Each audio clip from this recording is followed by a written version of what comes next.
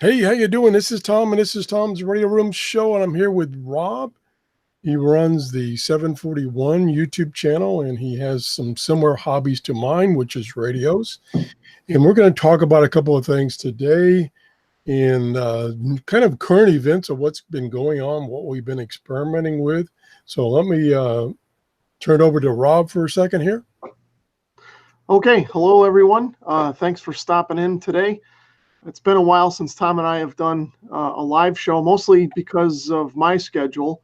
I've been working a lot of weekends and things since the new year, so things have finally calmed down at work. We had some similar free time here, so we figured we'd jump on and do a little bit of a live show here. We've got a few different topics to talk about, and if anybody out there wants to jump in and throw any suggestions out there in the comments about what we should talk about, or if you have any questions, that kind of a thing, feel free to do that as well.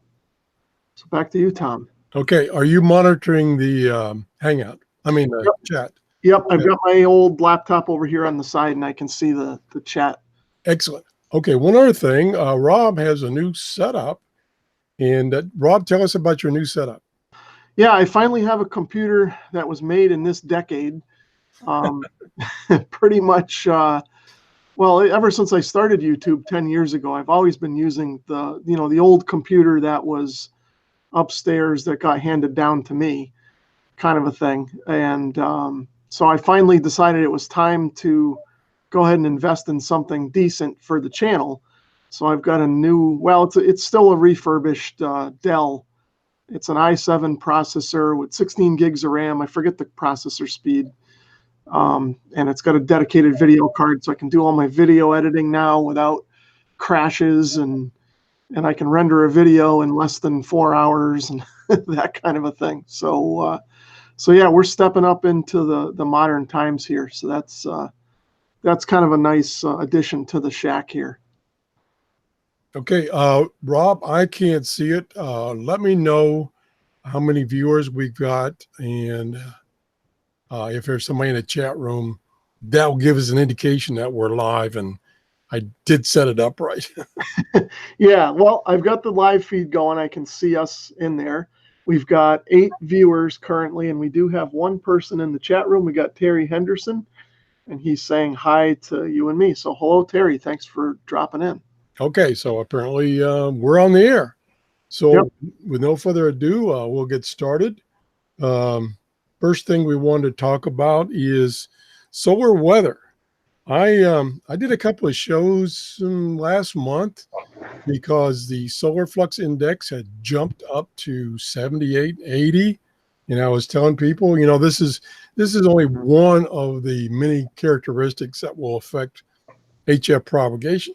So I was telling people, get your radios on and see if you can hear anything.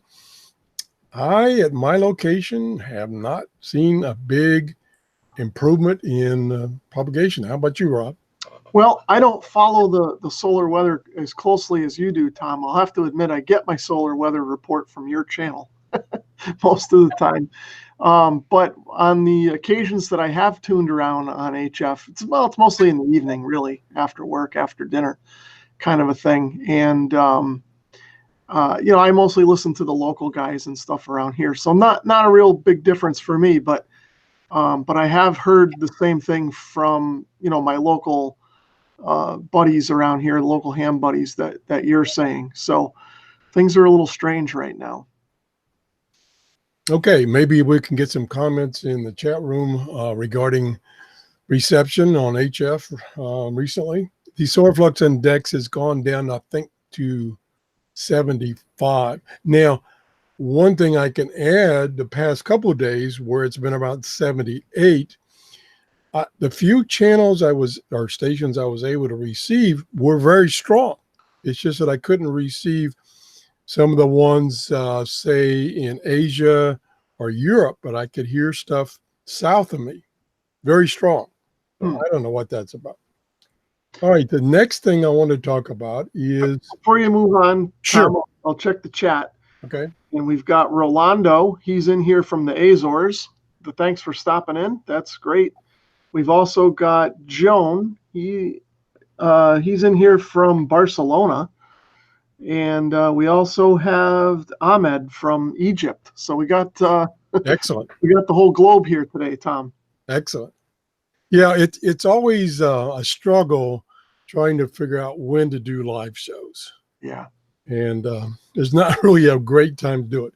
Anyway, the next thing I wanted to talk about briefly is Hamfest.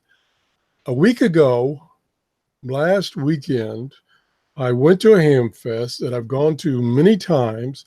It's not a super colossal big Hamfest. It's put on by one of the local ham clubs, and there's usually about 50 to 75 people set up selling. And so if you want to sell, you got to get there early. Otherwise, there's no places left. Like last year when we went, we got there early, about 20 minutes before the vendors could set up. And it was all full except for one spot. So we did get in and we got that one spot. This year, because there was some mix up of when it started and when you could get in, we were there 45 minutes late. And when we got there, there were probably 6 people set up. And the weather was beautiful. It was predicted to be great weather. I don't know why. Why did the Hamfest die? And I was asking people, and they were saying the same thing. We don't understand why nobody showed up. And probably during the morning, because it only lasted till about noon, total maybe 50 people, including sellers and buyers. That was it. I gave away one radio to try to get things started, change my luck, and then I end up selling 2 radios, and that was it. How about you, Rob? Well, let's see. I'll go back to last fall and tell you about. We have a fairly big Hamfest here in, I'll call it Southern Connecticut, that I go to in the fall. And that one, the attendance was down a little bit. I think we had, this one sort of is an indoor and an outdoor one. And indoor vendors were about the same as it usually is, but outdoor vendors had dropped off quite a bit. But I'll say that we had kind of a bad weather day. It was real cold and real windy that day. We had a storm come through the day before. So the weather forecast was kind of iffy at best for the day. So I think a lot of people stayed home for that one. So I thought things were kind of heading that way here too. But now that it's spring Hamfest season, I've only been to one so far, but there's 3 or 4 in the area that are around that we all kind of usually go to. And of the ones that I missed, I was told that the attendance was the same, if not a little more, than what's been kind of there in the last couple of years. The one Hamfest that I did go to here in Connecticut was pretty good. I would say it's about average attendance. There were a lot of sellers. There were some good bargains. There was some stuff that was too expensive, but there were a lot of people there. Everybody seemed to be optimistic about the Hamfest season. There's one Hamfest that I was real sad that I missed. I had another obligation that day, but it's put on by the Springfield, Massachusetts Ham Club, which is only about 20 miles north of me or so. And I really like going to that one every year. And that one in the last few years has grown a bit. And I was told this year it was pretty good. They pack them into the room. They hold that one in March, so it's a little bit cold out. They don't do any outdoor tailgating, but I guess that was a pretty good event this year. The one that I'm looking forward to is the big New England Amateur Radio Fest, which will be held, I think, the first weekend in May up in New Hampshire. That's been a staple for me for a long time. I'll go through spells where I don't go for a couple of years for whatever reason, and that's where I've been at the last couple of years. I haven't been able to get up there. But I will be going in May, and I'm really looking forward to that. And there's a lot of optimism around that show, at least with us guys here in Connecticut and southwestern Massachusetts. So hopefully we won't see what you saw, Tom. Hopefully we'll see good attendance, a lot of sellers, and a lot of buyers. But I'll give you a full report on that after it happens. Okay, yeah. I don't know if that was some kind of quirk or something that because like I say, normally, even though it's a small one, normally there's high attendance. Now there's another one coming up in a couple of months, close to me, which is usually, again, it's maybe got room for 60, 70 setups. And again, you have to get there early or you don't get a space if you want to sell. So we're going to see how that works out. And I think that's in May. And hopefully that one will be okay. And maybe things will pick up. Maybe that was just some kind of quirk with that particular Hamfest. Okay, now the next thing. Maybe all the people that didn't show up to the last one will show up to this one and it'll be mobbed. Yeah, I'm hoping that's true. I'm going to try again to sell some stuff, make room for new stuff. Yeah, I got to do the same thing. Okay, the next thing we want to talk about, and we're going to have to do it a little different than I had planned, is SDR Uno, the software for the SDR Play SDRs, had a major update a couple months ago, and then they had a minor update, I'll call it, but it was involved with some important points that I'm interested in just a couple weeks ago. And I sent an email to Rob saying, let's get on the air and talk about these updates because they are significant. And now, in general, SDR Uno is starting to add things that other software packages don't have. Now, when we were setting up this morning, Rob and I were setting up, I had SDR Uno running, I had Hangouts running, I had a PDF opened, which I'm going to show you in a few minutes. And when I went to share my screen, the computer locked up. So we've decided that Rob, he can now, with his now powerful machine, he can run SDR Uno. So he's going to display his screen with SDR Uno running as we talk about things. And I will go back and forth between the PDF that I have. Now I'm going to try that right now. I'll try to share my screen. Hopefully it won't crash again. There we go. There's that ugly thing. And then I'll go, okay, this is the release notes for the latest version 1.31.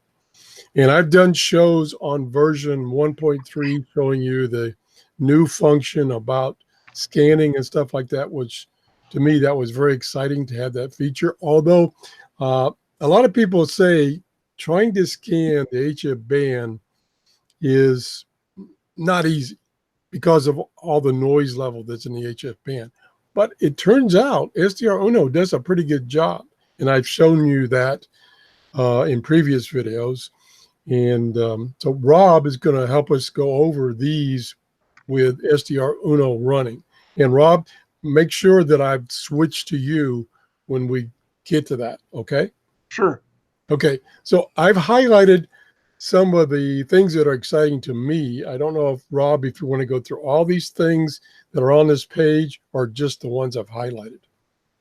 We can do it however you want, or if anybody in the chat room wants to see a particular item or has a question about something, feel free to jump in.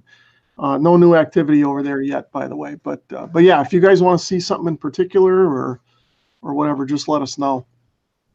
Okay, I think what we can do is let's start with the ones I've highlighted, and then, you know, if we're not into 2 hours or something, we can go back and touch on some of the others. Because the ones that I've highlighted are the only ones that I've looked at.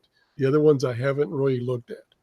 So we're going to start with added frequency lockout button to the frequencies scanner to provide a one-click lockout button. And that's, to me, that's very important. So now let me see if I can switch back to Rob, and now he can go to screen share of SDR Uno.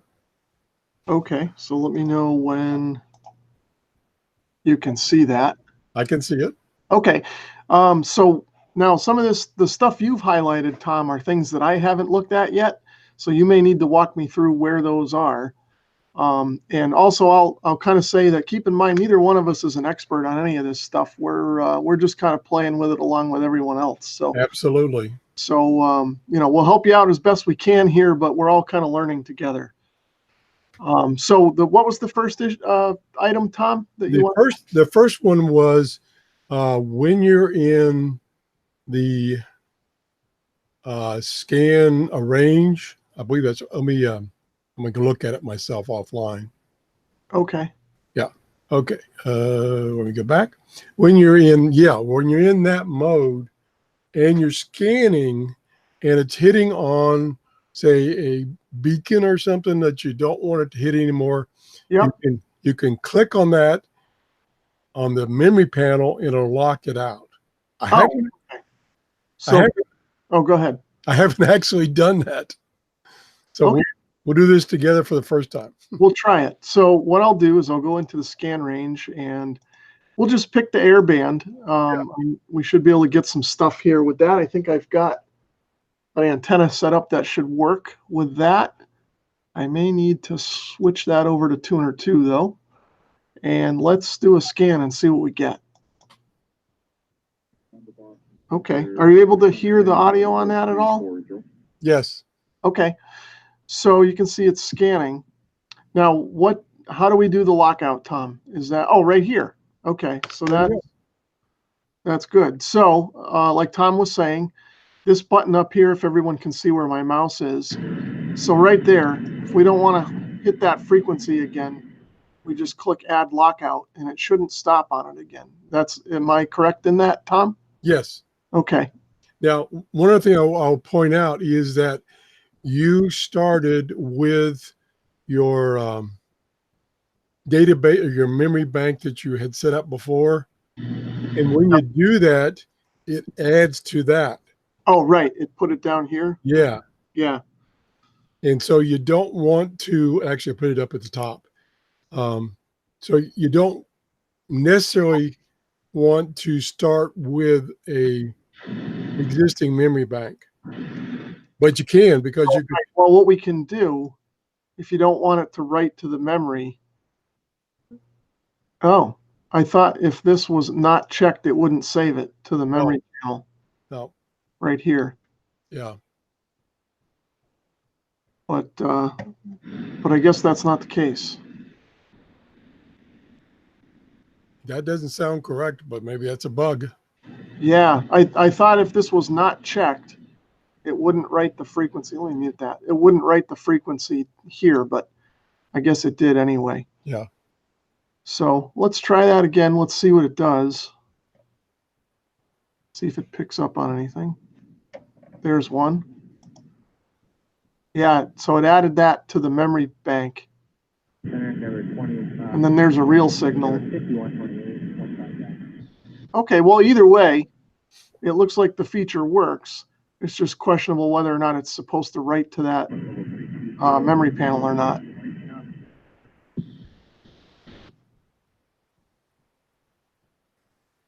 Thank you. Contacting our approach 120.15. Okay, so is that pretty much it for that feature, Tom? Yes, yes, okay. That's it. And that's exactly what I wanted. What I'm looking for in this function is the same features that I have on most of my scanner radios. And this is one of the features is you can, on most scanner radios, you can do this range scan, which is what we're doing right now. And while it's scanning, if you hit something like a beacon or a noise or something, there's a button on your scanner to lock out. It's usually just marked LO, lock out. And so it will then continue that range scan and not stop on that one anymore, because most scanners, standalone scanner radios, don't have a feature where you can scan and just stay on that frequency for a finite amount of time, which this program does. So that means if you hit a beacon or something, it's stuck there. It won't move on until you say resume scan. So that's why they have that lockout feature And now they just recently, with this latest version, have that in the program, which is exactly the function I had requested, and I imagine a lot of people requested. Yeah, All that is handy. I like the way that works. Okay, I'll go to the release notes. I'm going to put it up here and see what the next item is. Okay, the next item, again, something I requested, and of course a lot of people did probably, is they added 4 additional custom presets for the scanner to give you a total of 8. Okay, before we jump over to that, I noticed that Jeff, KD5QDO, is joined us from Texas. He's saying hello, Tom, and the group from Southeast Texas. So thanks for stopping in, Jeff. Yeah, hi, Jeff. Okay, so what Tom's talking about, I believe, is here under the scanner configuration.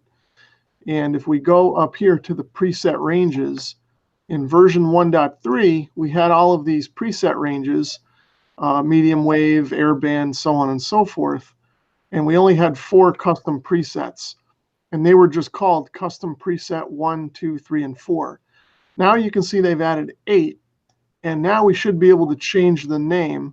You can see if I pick custom preset 1, I can now change the name if I want to and save it as that. And then of course I can change the ranges and the settings in here to scan however I want. And then I can save it and I've got it for next time. And I agree, Tom, that's a great feature too. When I first saw that, I thought for me, the four ranges was probably enough, but I wanted to be able to change the names of them so that if I set up a certain one, say for a certain band, I could name it that way. And I'd remember what it was, 2 weeks later type of a thing. So that's a nice little enhancement. I don't know why they're making it so restrictive. Now, what I've been working on, and I've done some videos on it, is I've taken the EIBI database, which scans DC to light. I mean, it has frequencies from DC to light. And with the help of one of my viewers, I've cut that down so all the duplicates are out. And then I cut it down for only the HF band right now. I'll be doing other bands later on. And then what I wanted to do is cut that down into memory banks for each of the international broadcast bands. So that would be like, that's like 5 or 6 bands all by itself. So that takes up 5 or 6 slots all by itself. And then I'd like to add, like the 2-meter band, 440 megahertz band, military bands. I could come up with easily 25. So I don't understand why they're even restricting it to 8. Yeah. Well, I think when you're dealing with the memory panel and the memory banks, you can have as many of those as you want. That's kind of independent of the scanning ranges. This is just for if you're scanning a range of frequencies, not so much a memory list like what you're trying to do.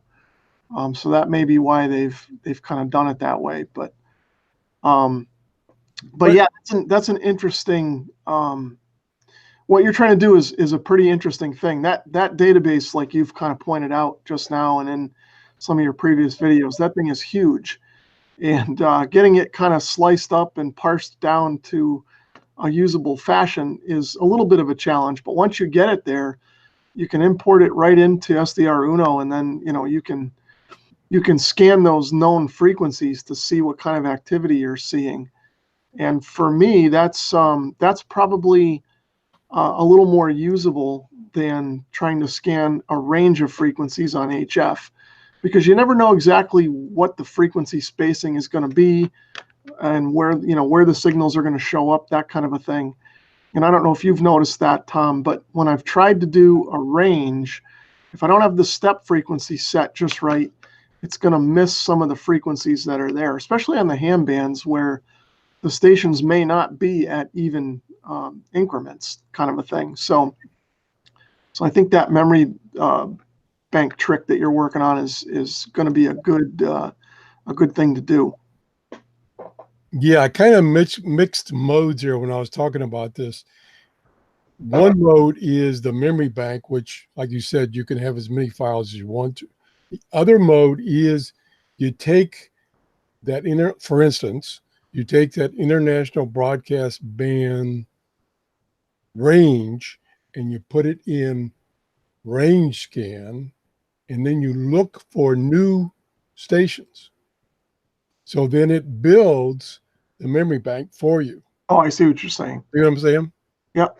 And so I was, instead of having to manually each time go in and change one of these scan configuration items, I'd like to go ahead and do a whole bunch of them ahead of time, and then say, okay, let's try the one that I've set up for the 31 meter band.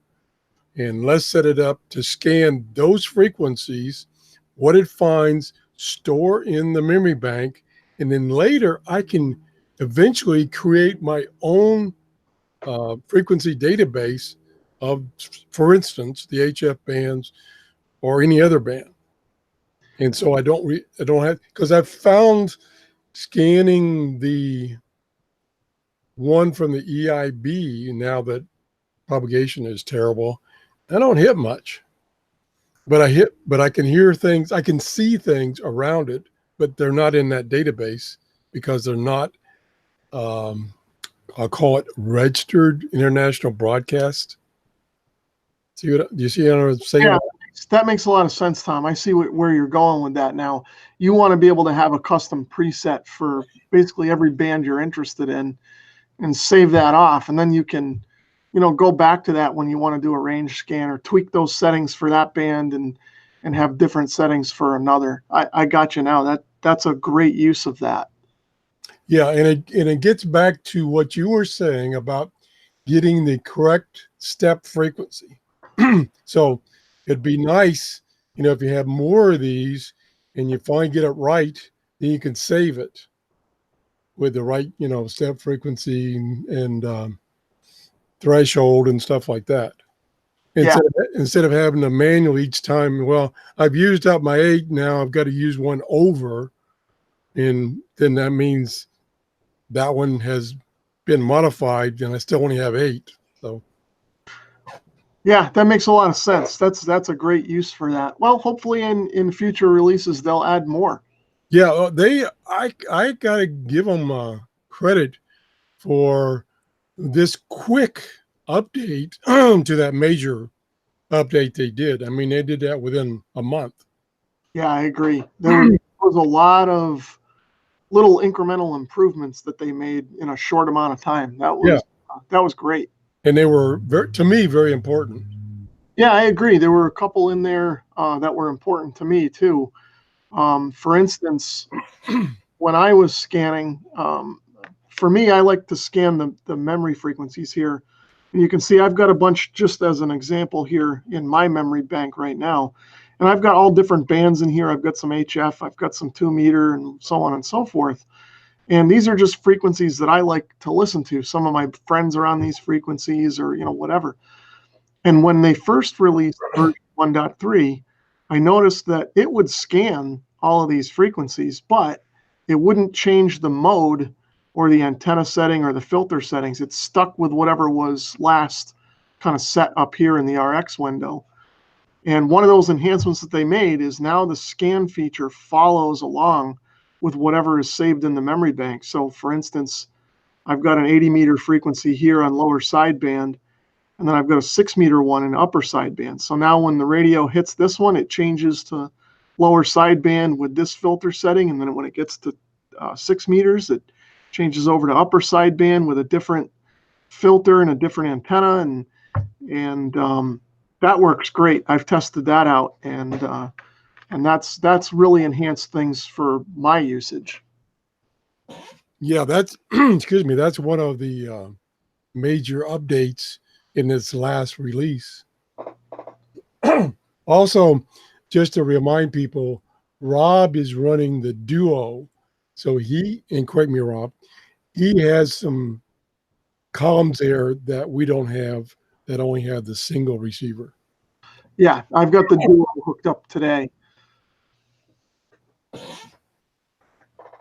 Okay, I'm losing my voice for some reason. Okay, let's see. I think blind scanning now displays the description field if the frequency has already been saved in the memory panel. I have not tried that one. Have you tried that one, Rob? No, I'm not sure what they mean by blind scanning even. Do you know what that? I think that is referring to this range scan. Okay. I'm guessing here. Like I say, I haven't tried it. So I'm thinking what they're saying is if you're in the range scan mode and it saves like you just did, Oh, I see. it will, if you've added a description, it will display it up here at the window above it. Oh, up here. So if it, okay, well, it's not going to work on any of these lockout frequencies, but, so let's see if we can come up with an example of that quick. Let's set up a range. Let's do this right here, 145. So this would be the 2-meter band. I've got my 2-meter antenna connected. And let's see if it'll scan. Well, I guess that's just what we were doing now. Okay, so that one, I'm gonna lock that out. Whoops. What's that on? Hold on a minute. I've got a test up here now.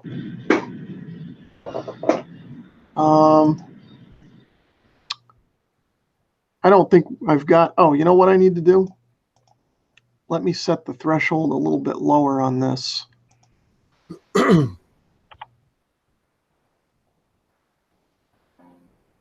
See if it picks up any 2-meter stuff. No, I think I set it too low.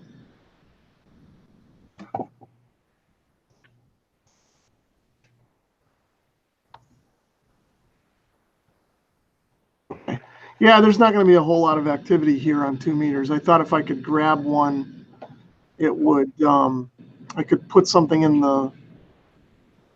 the description for that, and then, oh, that didn't change. Oops.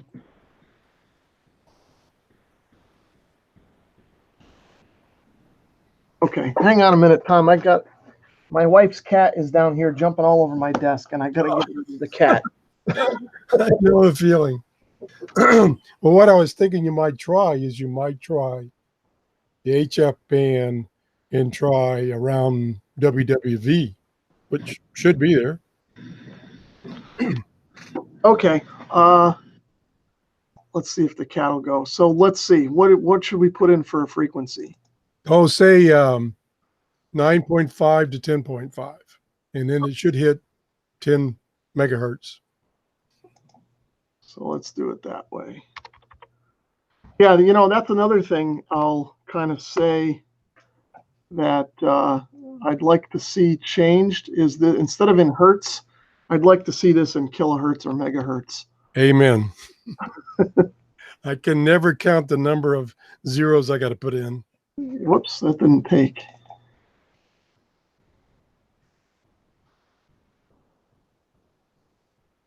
Oh, that's not, I don't know why that won't take it now.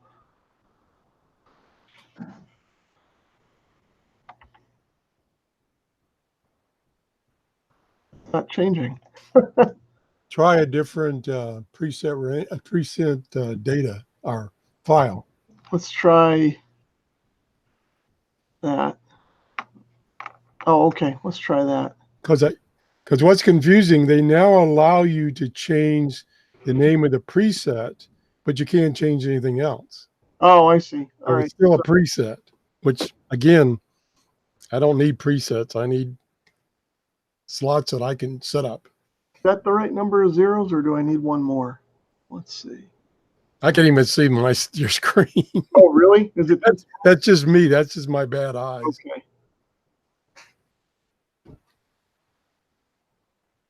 Let's try that. Oh, it won't take the second number there. I wonder if we've got another bug. Let's try, or maybe it's too far apart. Oh, that might be it. Let's try. No. Let's just do.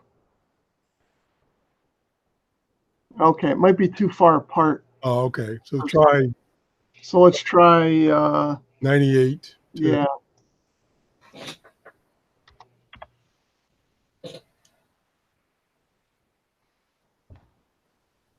Yeah, I did see something in the documentation that said you're restricted on the bandwidth on the range. Yeah, I think that's where we're at now. So you may have to go to like 9.9 to 10 or 10.01 or something like that. I won't even take that.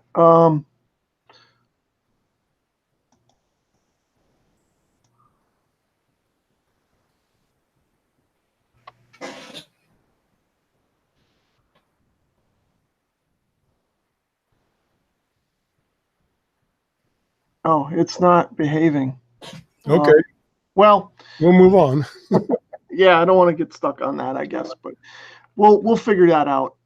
Something either isn't working right or I'm just not doing something right here with typing that in. But yeah, that would be nice to have this, or at least be able to see commas in there or something, so we know, Yeah, what frequency we're at.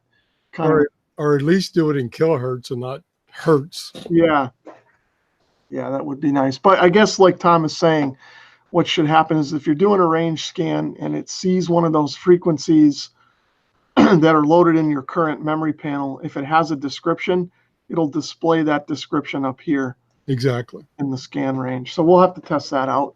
We didn't really prep for this, as you may be able to tell. Okay. Are there any other features in there that we want to talk about? I'm looking at it now. Let me share my screen Okay. and go. Okay, are you seeing the notes? There's a little bit of a lag there, so let me. Oh, I have to minimize this. Yep, I see your notes now. Okay, so there are they did a bunch of additions and they did a bunch of changes. For instance, here's some I highlighted down here. The memory panel scan now uses the mode. This is what you talked about a few minutes ago, right? Yeah, and that was a big deal for me. That is a big deal, especially if you've got a memory panel like Rob set up that goes through different bands, which the default mode is different for each band. Like for instance, the 2-meter band is different than what you'd be listening to on an HF international broadcast station. Yeah, definitely. Because I had done something like that, and I'm like, oh shoot, I'm trying to listen to a single sideband frequency, and it's stuck in AM mode because I can't change the mode. So that now is fixed or addressed. Yeah, and that seems to work pretty good. Now this I didn't really notice. Improved speed of selection of stored frequencies in memory panel. Yeah, I didn't notice much difference there. It seems like that was working pretty well in the first place, but I guess that's changed. Well, what probably confused me is on the previous version, I was using the EIBI database. Mm-hmm. I did a show on this showing that when it scanned, it was kind of quirky because in the EIBI database, there are duplicates for a given frequency, for a given station, because it shows the times each station broadcast. So you may have China radio at 9.75 megahertz, and it may broadcast on that frequency different times of the day. So there's all these duplicates. So when I was scanning using that database, it looked on the screen very jumpy, and it was very slow. So when, or even before this latest version came out that addressed this right here, I had gotten, with the help of one of my subscribers, gotten the database from EIB pared down, and he came up with an automated way to delete all the duplicates so that for a given station, there was one entry per frequency. So it took out like 75% of the entries, which was great. I then used that in the latest version, and it worked perfect.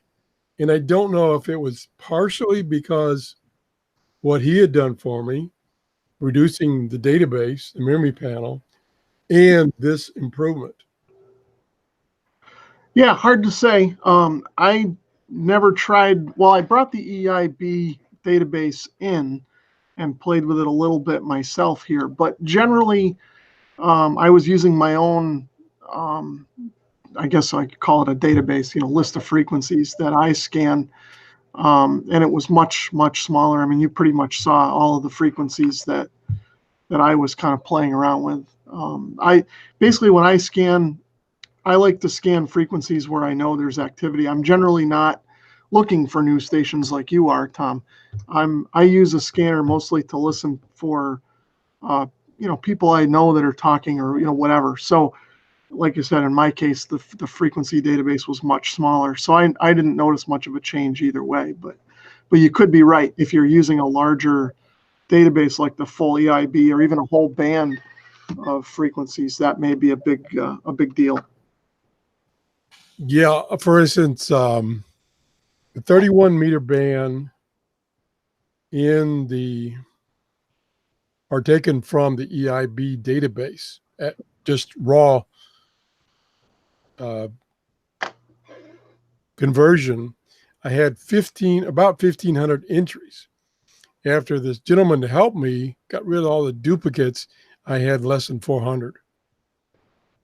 So that made a huge difference.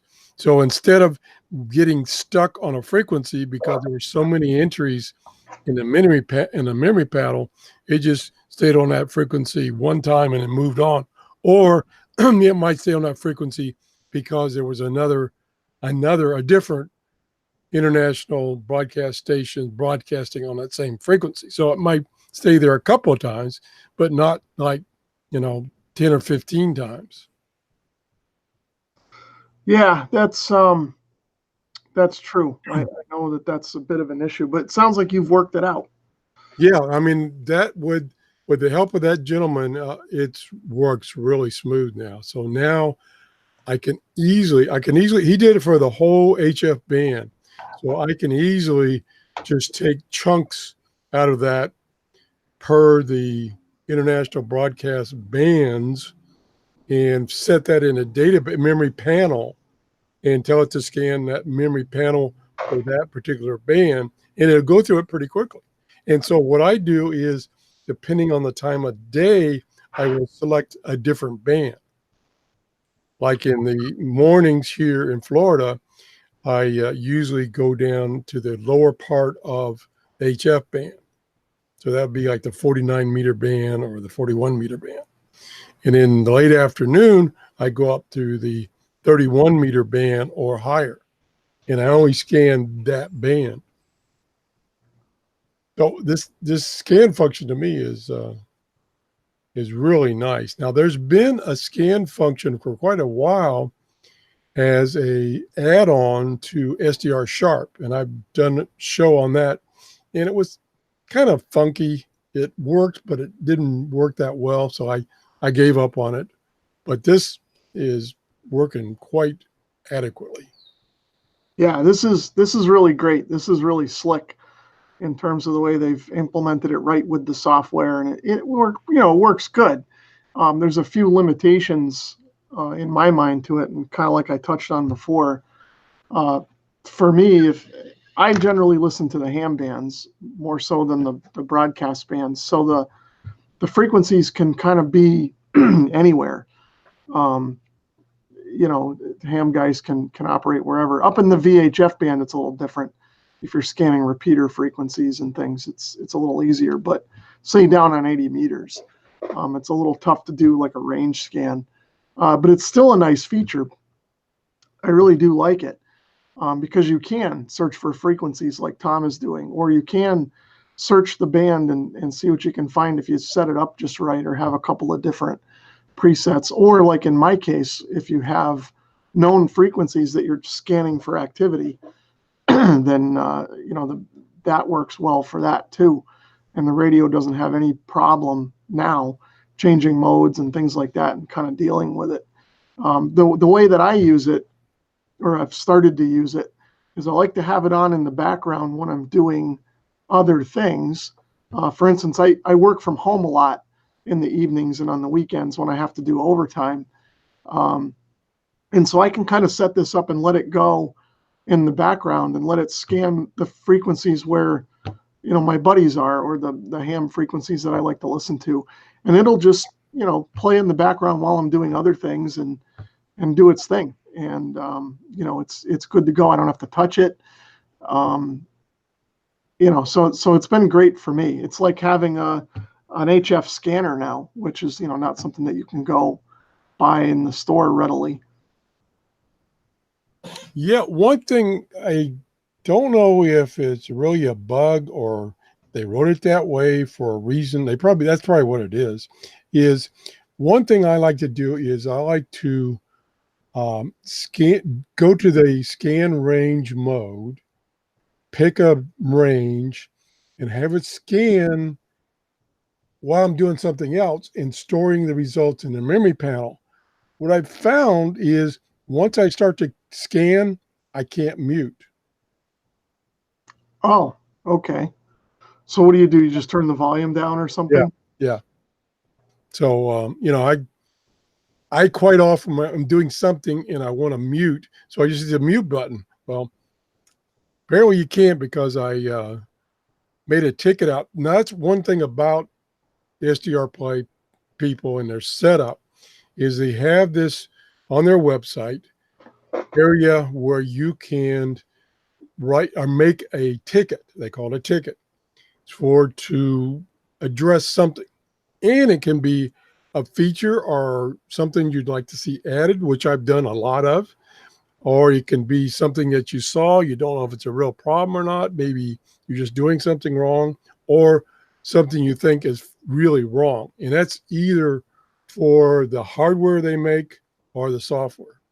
And so I've been writing a lot of tickets in the past couple of months based on trying things in this new software. And they will respond within a couple of hours. And Mike is one of the people that works there, and Mike is very good at responding, giving you good explanations of what's going on. If you have a suggestion, he will let the people that are doing the software know that this is something that maybe they should add or address. So their turnaround is really great. I mean, goodbye. I've used a lot of other software packages and, had questions or comments or something like that. And the response time is like weeks or, at least days. And, but these people, they're right on top of it. Yeah, I have to say, these guys are very responsive. It's a great, and I'm not trying to sell these guys or anything, but they're great response to software questions and problems, like Tom said. And you got to keep in mind the software is technically free. You don't have to buy their product to download the software. Although I don't know if it works with other radios or not, but yeah, for the size of company they are and what they're offering, their service is great, and they really listen to the users. Like Tom said, this new version is a compilation of what people have been asking for since they released version 1.3, and they put it together really quick. I myself have never submitted a ticket. I just haven't gotten around to it, but I know that if I did, they'd get right back to it. But yeah, it's really great. There is one feature that I would like to see, and maybe I will submit a ticket on it, but maybe others have already submitted this, is that when you set up the scan mode, I'd like to be able to scan different threshold levels for different frequencies. Say in the memory scan, I'd like each frequency to have its own threshold. because that is one thing that I found when you're scanning across bands, you're going to need a different scan threshold depending on where the noise floor is and that kind of a thing. So, but outside of that, they've done this scanning feature works really good. I'm looking at the chat room here, Tom. We do have another question here from Jim S. He's asking, does the scanner function have the ability to listen to the entire transmission and then continue scanning? Let me think about that. Let's see. Yes. Set hold time. Yes, it does. Yeah. There is a toggle.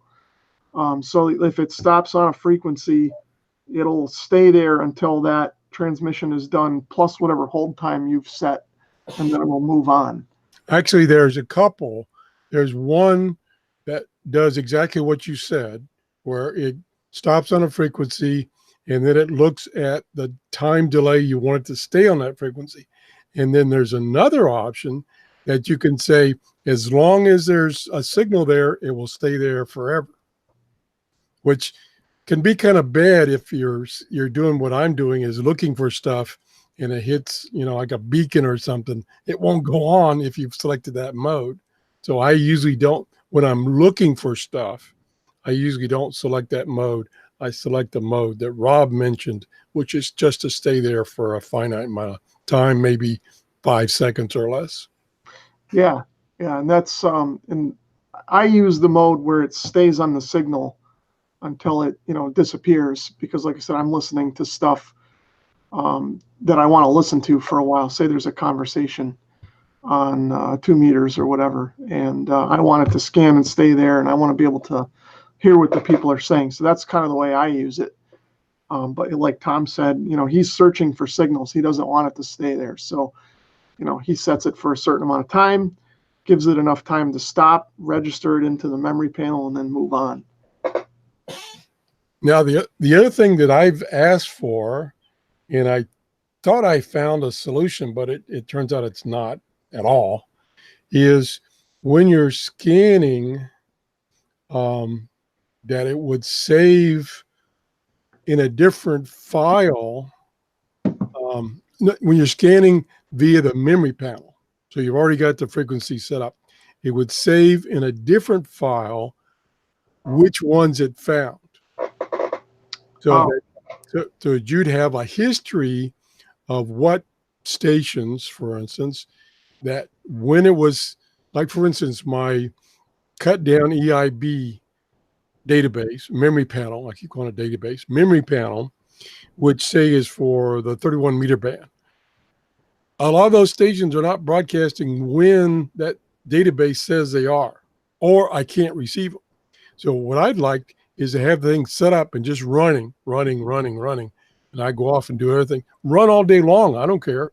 And then when it hits a station or gets a signal on that particular frequency, it writes to a file out there the time that it hit it and the frequency and the description, if there's a description in the memory panel. And that's it. It's all it has to do. So it's going to be fairly small. Even though you run it for several hours, it's still going to be pretty small. So that's a feature I've asked for. Yeah, I agree. That would be a great feature. Like you said, have the memory bank be the one that it uses to scan by, and then write its results to a different file instead of writing it into the same memory bank. Okay. Any more questions? And maybe we'll call this a wrap. No, it looks like we're all caught up in the chat room. Okay, let's just, for those people that are new to SDR Play, Rob's got one in his picture right there of the hardware. Right there. Rob, tell us about that one and the other ones that are available. Okay, so this one here, well, it's upside down, but this is the RSP Duo. This is their top of the line model.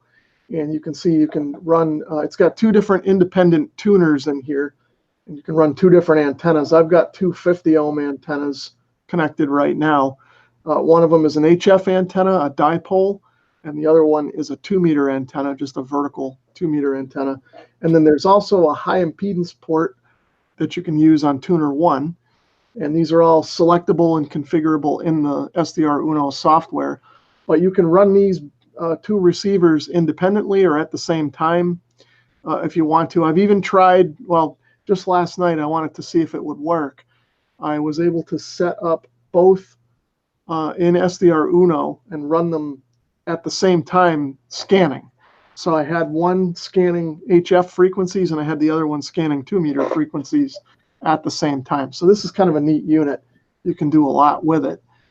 This one here is the older one. Whoops, I just knocked over my mascot there. But this is the older one. This is the RSP-1A. I believe this is the one Tom has. This just has a single tuner in it and a single antenna port, but it works just fine. If you're just getting started, this is the one I'd recommend. This is the entry-level one. And you can do everything pretty much you can do with this one except the dual receive at the same time. This one may have a little bit better filtering in it as well because it's a newer design, but essentially they kind of do the same thing. And for a casual user or listener, you're not going to notice much of a difference. There is another model, the RSP2 and the RSP2 Pro. They're very similar to each other. Those also have just one tuner, but they have multiple antenna ports on them. So if you need just one tuner, but you want multiple antenna ports, you can buy that one and have the functionality of that. But right now, I think those are the three that they offer, but they probably have more stuff in the works. And they had, their first product was the RSP-1, which I have one of those. And then the 1A is the replacement because they no longer make the 1. And the 1A is much, much better than the 1. The 1 is good. It's better than most USB type radios SDRs that I have. But the 1A was a big jump as far as reception, noise reduction and stuff like that. The price ranges are, I think they start at $99 and go up to, I don't remember how much the one you have is. Yeah, I think it's, I'm not sure. I haven't really priced it out recently, but I think it's somewhere around 250, maybe a little less. And the surprise to me, Amazon now is carrying them. Actually, HRO, ham radio outlet in the United States, is now selling them on Amazon. So you can now get them in my Amazon store. Yeah, I saw that too. That's kind of neat. That's convenient. You know, you don't have to create an HRO account or anything like that. You can just go right to Amazon and get it. Yeah, and Amazon has an excellent return policy, which I suggest if you buy any Chinese radios, I suggest you buy them from Amazon because the quality control on China radios is poor. Yeah, the consumer is the quality control. Yeah, I've had many people respond to reviews I've done, and they said, I bought one of those based on your video, and mine has this problem and this problem and this problem. And it's just that their quality control is not very good. So I tell people all the time, get them from Amazon. You don't have to buy them from my Amazon store. Just go get it from Amazon. Their return policy is excellent. No questions asked. Put it in a box. They send you the shipping label. So they pay for the shipping. When you take it to UPS and they scan it, by the time you get back home, you have a credit. Yeah, and not to promote Amazon too much, but I've even been starting to buy clothes and things from them just because we haven't had time to get to the store. We live kind of a little ways away from the shopping centers around here, so for us to go out shopping is kind of a big time eater. So like for my son, you know, he outgrows his clothes fast or ruins them. So we've been even buying clothes from them, and if they don't fit, you just send them back in the bag. I drop them in the post office mailbox on my way to work in the morning, and you know, they give you the credit right away, no questions asked, and either give you a refund or send you out the other size that you want, or you know, whatever. So definitely look into them if you're looking for radios. And even if you go to Amazon and the price is a few dollars more than you might find, you know, somewhere else through a traditional seller, in my mind, it's almost worth it to go with Amazon because you have the return policy and the quick shipping and, you know, all that kind of a thing. So yeah, definitely consider that when you're looking at radio equipment. Okay, I think that kind of wraps it up. We have anything left in the chat room? Any questions or anything? Well, we've got Mark Schmidt stopped in. He's saying hello to everyone. And Geraldo Alvarez is also saying hello, but no other questions at the moment. Okay, unless you have something else, Rob, I think we'll call it a wrap. No, I think that's pretty much it, Tom. Yeah, it was good to get back in the radio room and be on the air with you here. It's been a while, been what, 4 months anyway. I don't think we've done one yet this year, mostly because of my schedule. But maybe we can do a few more of these as we move along here into spring and summer. All righty. Thanks everybody for stopping by and have a great day. Yep. Okay, everyone. We'll catch you later. And 7-3.